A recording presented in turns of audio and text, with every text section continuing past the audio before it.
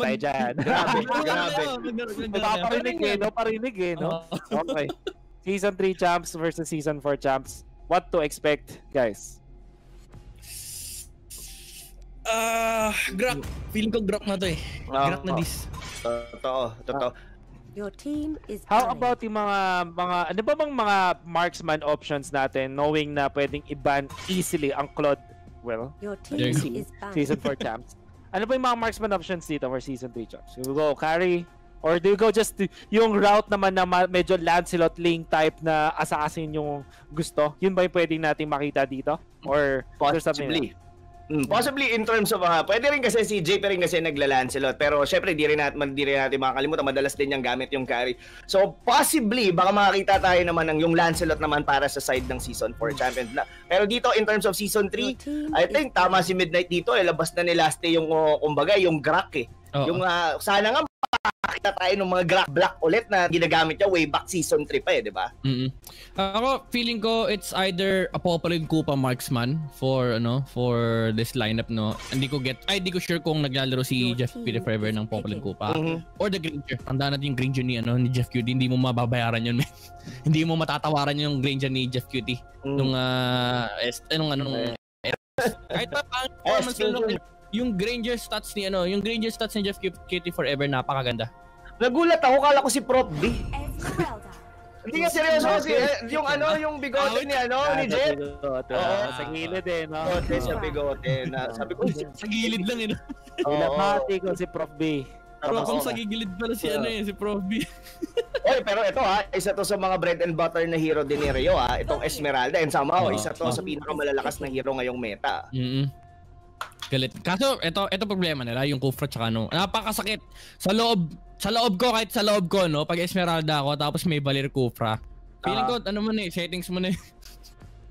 Mahirap din pala matalino ka, di mo alam kailan mo gagamit yung Falling Star Moon ever. Hindi rin po. Maganda na lang mo. Okay, carry considered SA champs. Feeling ko Isigara S3 eh. Medyo fine ako ng mga Popolin Koopa picks ngayon the PNK. Oo. Pero yung yung sinasabi ni Wolf, tama yun, yung kailangan matalino ka sa Falling Star Moon, which I think Rio is very capable of doing that. Oo naman. Pipiliin mo talaga, lalo pag may Valir na kalaban, pipiliin mo yung babagsak mo ng Falling Star Moon. Make sure na pag binagsak mo ng Falling Star Moon, takbuhan sila. Kasi kapag nilabanan ka niya mga yan, ikaw ang tatakbo.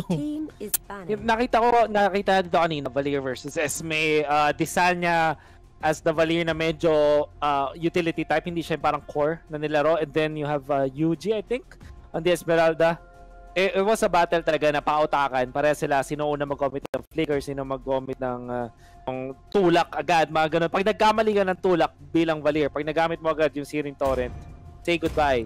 But as long as you are holding on to it, may power level ka over Esmeralda. Parang hindi makakilit yung Esmeralda kapag di pa niya nakikita na binato mo na yung Searing Torrent na yun. And dito yung mga nakikita natin na for sure ay makikita natin sa pautakan sino una magbibitaw ng kanilang mga skills.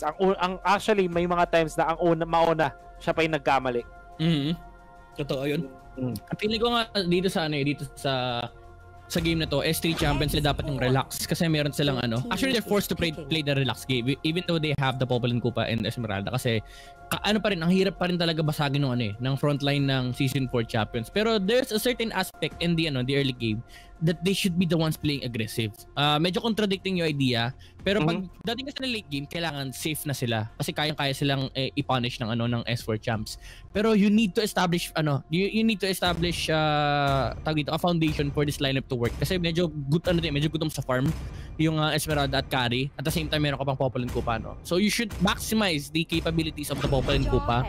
Yung strength points ni Popolin Koopa is yung tuning capability niya, even against the likes of Xborg and the Valir. And gusto ko tong Louis pick na to. It's a displacement method. Even though it's heavily countered by Kufra, it's a displacement method to go past the Valir. Kasi ikaw magdidikta sa nagsisimula yung laban And ayaw ni Valir nun kasi gusto niya nakapwesto siya during the team fight. And kung wala siya sa pwesto, luging-lugi yung Valir. Totoo yun. Saka ang lakas man disrupt ng spam ng isang ng Loyi. Specifically dito yung hyper carry nila dito gonna be JP, which is the Lancelot. Pagka ang laki pa sobra nung radius nung second skill ng Loyi, then pwede mo siyang i-spam. Yung alam mo yung parang may automatic vacuum siya. Men, bad trip yun yung circle. Hindi yun yung range, by the way.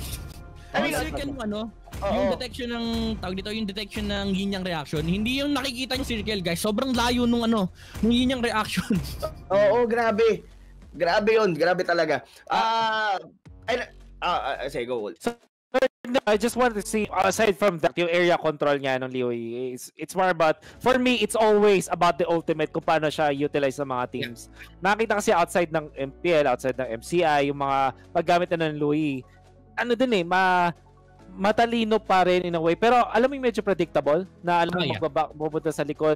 I want to see this time yung more proactive na paggamit na parang talaga blow your mind kind of tactics, and I'm sure that it will happen this time, which makes me think, what if Season 4 champs actually hold this hero? How will they play it out? We'll see.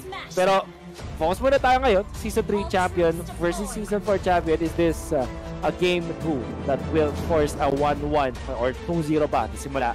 Alamin natin, Rob, Midnight, kayo na muna. Alright.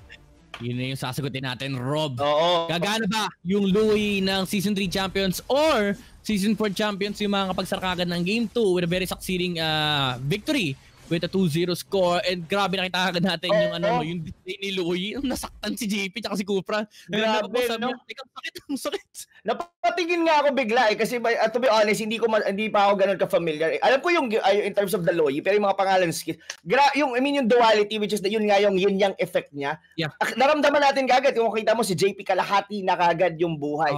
And I really like yung the way mag-draft dito ng Season 3. Kumbaga parang sabi nila, they fight fire with fire. Parang hindi sila gumagamit ng mga so much tanky heroes. Gusto nila para pure aggression talaga. And ang kinagandaan dito sa ang kinagandaan sa Louis pick ng S-Champs, it's heavily punishable. I mean, it's heavily punishing against heroes that rely on positioning. And kung titignan nyo yung lineup ng S4 Champs, ang dami. Kufra, Valir. I think ang exception lang dito is yung yung Xborg Yun lang yung sole exception. The other 4 heroes, kailangan nilang intindihin kung nasan yung Louis, kung mag-initiate ba sila. So there's a threat na sa likod ng utak mo, parang may Selena sa game na kailangan mo intindihin lagi yung pwesto mo. So ang hirap maglaro kapag may ganong factor, and that is why actually Kufra was one of the strongest heroes nung Season 3 kasi siya lang yung may presensya na ganon alongside the Selena. Totoo. And somehow, yun yung pinakamagiging rin siguro dito ni Raflesia is just to find the Loyi. Kasi pagka hindi nila nakita or pagka nagkaroon ng free space dito si Jay, mahihirapan lalo na dito si JP na gumalaw-galaw. Kasi sobrang laki nung was actually the rotation, yung tawag dun sa second skill niya. Ang laki nung bilog, tapos spammable sobra yung first skill. Tapos eto pa usually yung mga ginagamit nilang item dito is more on yung mga like Ice Queen Wand, lalo ka pang babagal, lalo kang mahihirapang gumalaw. Pero I really like yung tanong ni Wolf kanina kung paano tayo makakita ng magagandang diversion or the ultimate dito ng Loyi. Raflesia chasing lost. Ano ba tawag doon? Is Louyi or Loyi?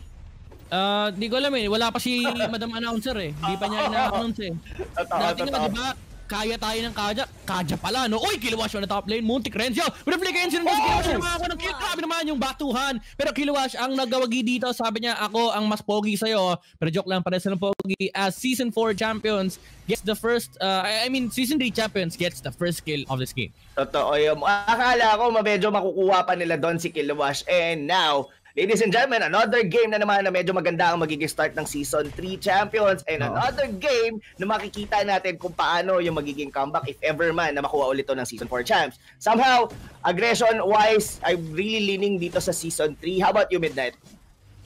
Feeling ko maganda talaga. Maganda yung balance dito ng Season 3 Champions. So this time around, they have a higher chance of winning because of this carry. And at the same time, yung scaling potential ng S4 Champs, it's based on a Lancelot na although nag-skill towards the late game, kahit patungan ni Angela, walang problema kay Kiluwash. And actually interestingly pala nagpalit ng position ng roles yung players ng S3 Champs. Rio is on the carry and Jeff Kitty Forever will be playing the parang funnel nga to kasi pare silang side lane ni Kilowash.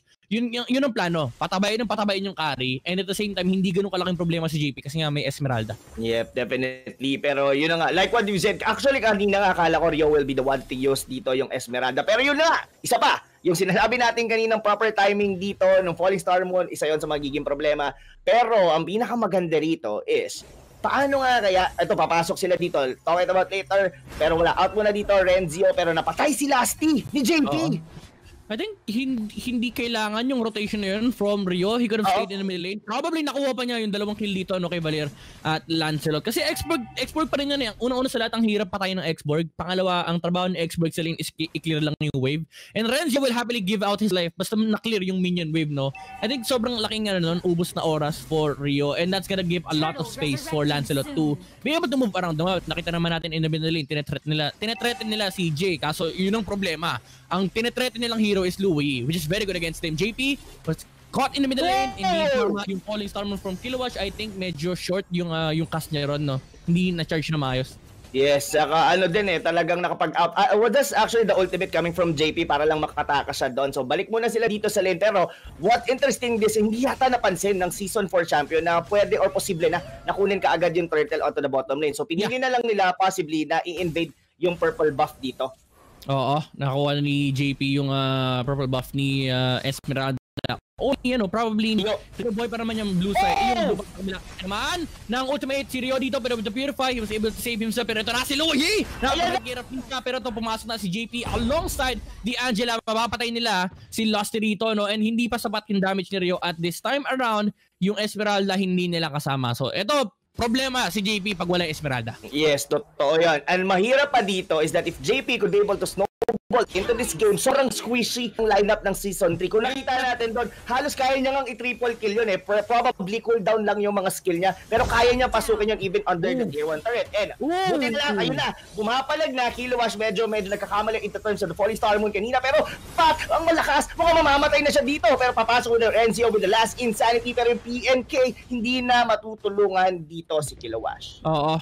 Even though may trade sa may top lane, I think S3 Champs, I don't know kung ina-underestimate nila yung lineup nila, no? Or hindi nila talaga kabisa. Oh my God, look at the yin yung reaction from the Louis. Sobrang sakit. At ang masakit kasi doon, dikit-dikit, no? Pag na-champo kayo ni Esmeralda na dikit-dikit kayo, mapapaano talaga yan.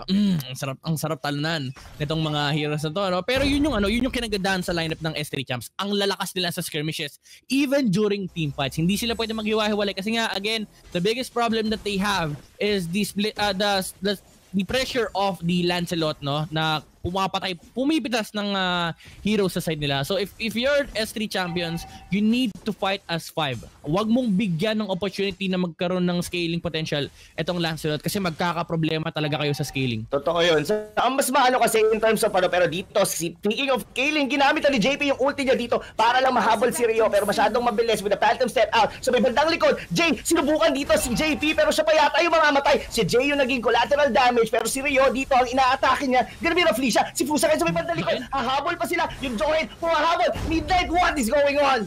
And grabe, S3 champions dito, no, even though they don't have the Esmeralda, yung capability lumaban ng isang Luwuyino, it brought enough time for the response to actually go into the team fight. Ang problema, kulang at that point. Kasi nga wala yung Esmeralda. Yung split pressure na ginagawa ng Esmeralda is na-check lang ni Renzio. Even though nakakuha sila ng kill, it doesn't really translate into much kasi nga nakaharangan pa rin sila ng S4 champs.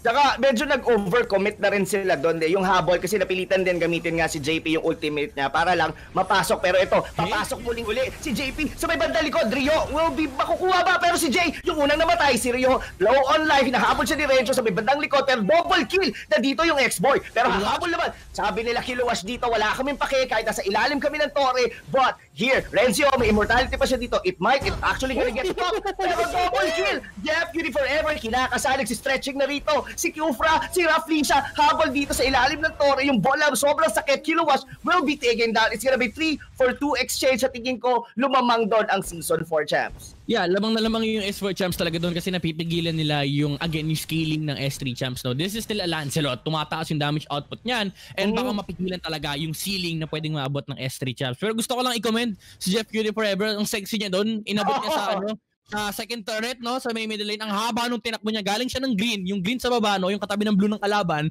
nilakad niya papunta sa likod ng Torre para mapatay yung Angela at yung Lancelot. Saka, parang binigyan siya ng task dito ng mga kakampi niya. Sabi, Jeff, ito lang yung targetin mo. Whatever it takes, pasukin mo kahit sa likod na likod. Oo.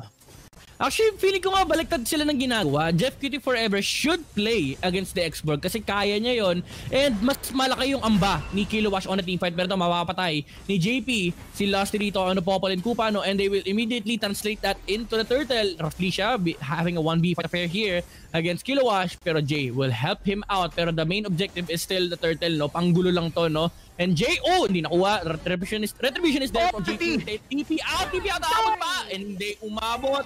And that is gonna be another kill for the S4 champs. Kilowash, wala siya nagawa on that specific time.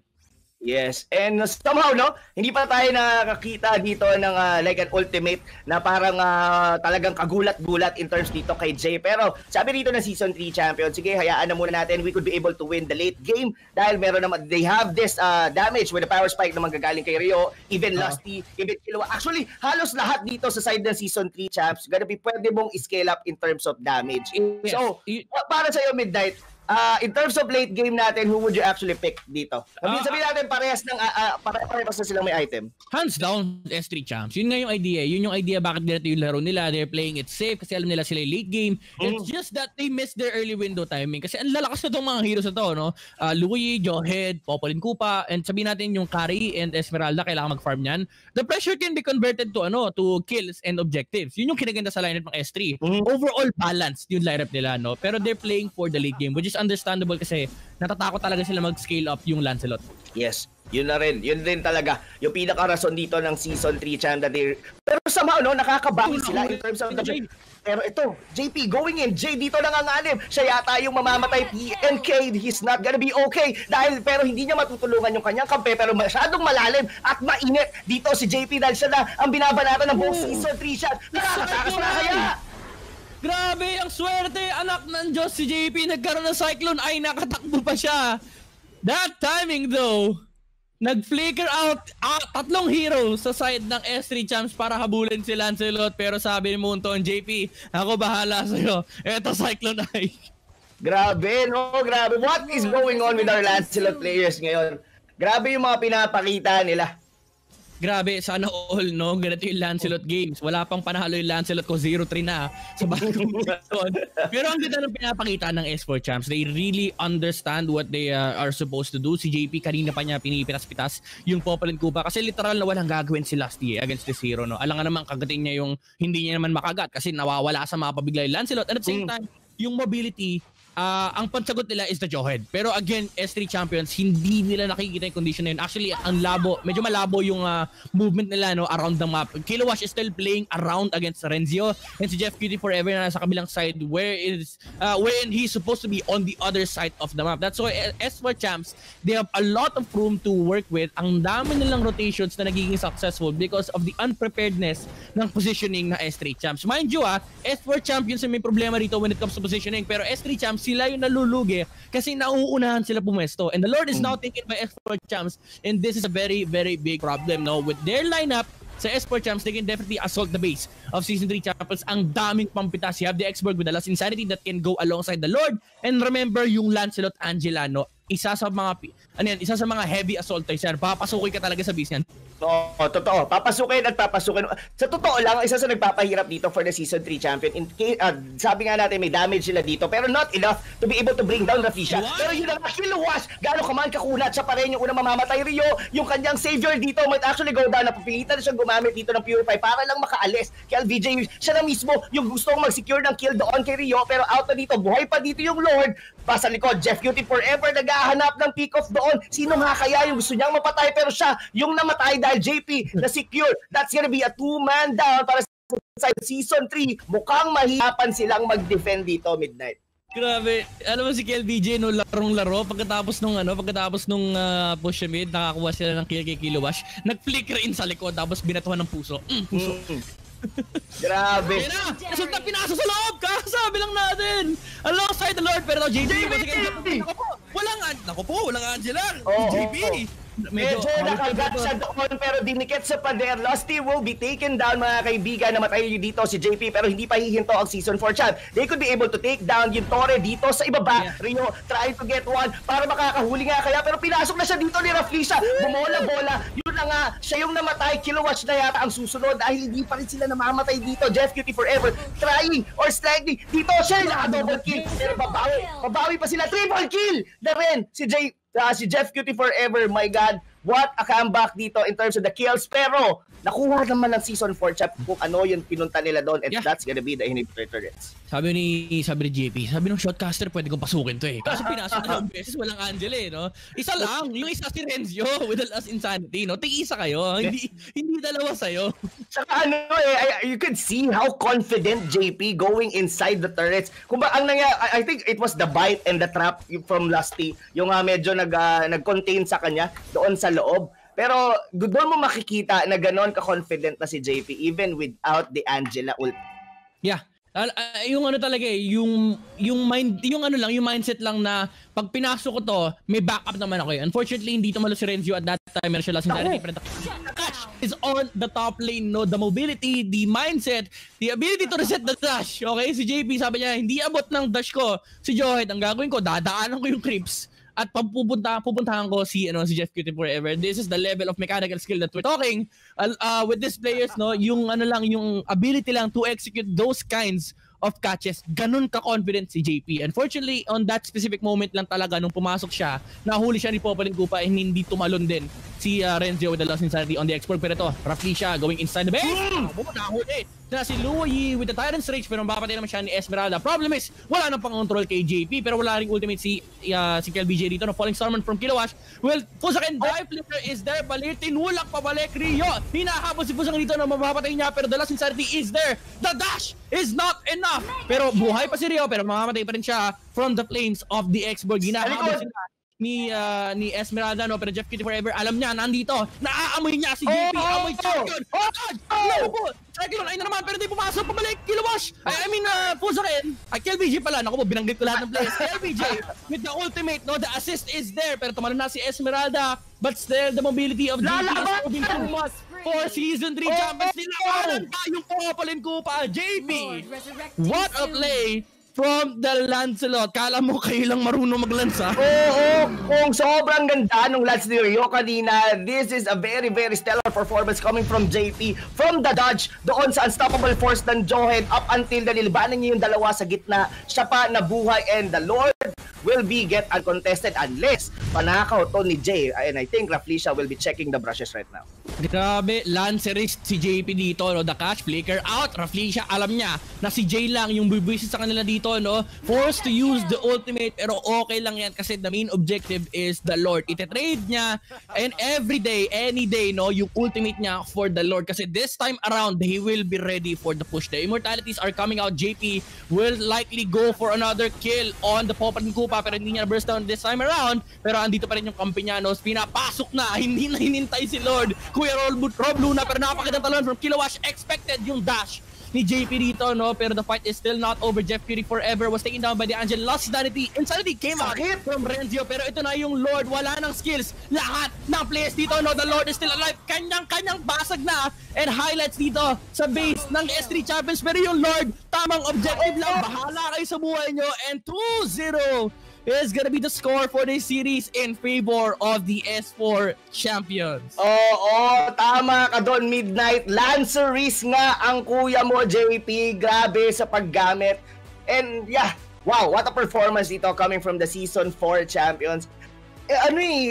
What's going on ba sa Season 3 na they're getting the early game, then somehow, some way, sa may mid-game to late game, medyo kinakapos, and this is something that they need to fix dahil this might be their last or at least match point sa kanila para sa MPL Champion Invitational.